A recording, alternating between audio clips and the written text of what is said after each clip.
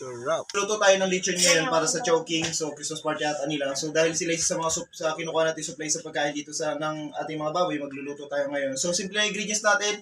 Dahon sa palok, paminta, sibuyas, bawang, asin, siligang mix.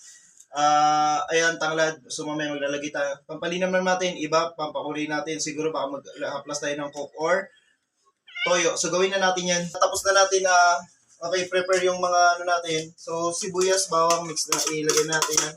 Halo-haloy lang natin. So, yung sinigang, lagyan natin yan.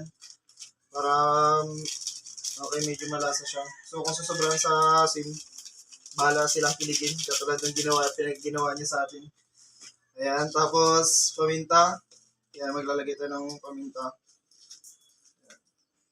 Okay, then, asin. Lagay tayo ng asin. Kunti lang.